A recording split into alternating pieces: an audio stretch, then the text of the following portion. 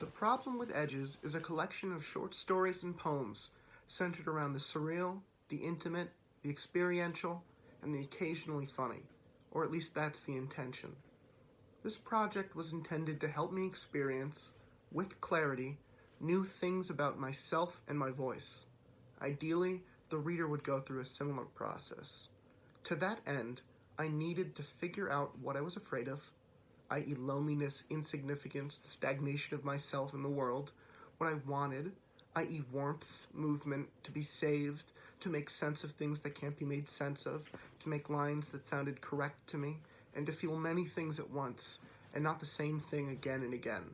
I relied on the poetry of the Surrealists and the French Symbolists for their ability to make images move in recognizable patterns, and for their ability to connect those movements to human emotions. As to the form, my poetry is free verse with traditional lyric lineation, with a few exceptions. My short fiction is largely indebted to Lydia Davis, from whom I learned compactness and the importance of focusing on the minute, and Kafka, from whom I learned the seriousness with one should treat the objectively silly, and also the narrative stylings of anxiety and social isolation.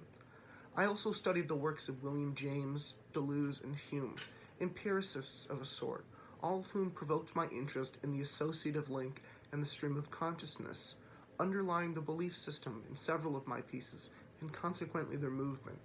Finally, it was important to me that I create this collection without the restraint of a central conceit or theme, because that isn't how I develop poetry that I feel satisfied with. I want the work to come to me and explain itself while I write it. Now for the poems. The first one's called Compression. Nothing suggests something else like someone else. At night we were 2 or 3 or 5 lightning bugs under a black cotton handkerchief, so small, like stars or goldfish or smaller handkerchiefs. The whole world curved away when we were close, in a tiny room with no windows, close as 2 hands on a watch. Our skin woke up, our skin like the edges of grapes, despite the infant sleeping beneath our chests. This winter, a slit of light to view the rising smoke, perhaps breath, very slight, just suggesting. I caught the light in my handkerchief, yellow opal, sighing, as I had only wanted breath. The light plays on the wall, thinly, wincing, gasping, fluttering, like a dying insect made of mirrors, as the sun disappears behind an apartment building. You suggest something else. You. 2 kindling sticks wrapped in a blank, black handkerchief. Night again, pressed against the sun like a flower in paper, or 2 ankles which touch, briefly, under a table. The second one is called Dove of Tears. The Dove of Tears lives in the shadow of Blue Lake, a lake with no fish and only bugs.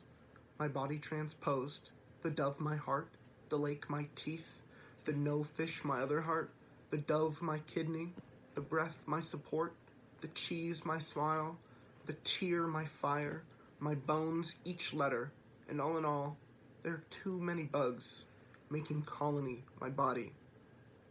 The next one's called New Forms.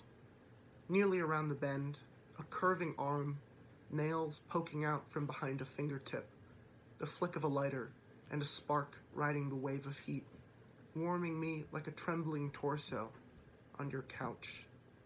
Our soup hangs all about the air, nestled in molten sinew and gasoline rain, and the last look you gave me has been stretched to the point of shattering. The shuddering of its breath forms ripples on an unbroken surface.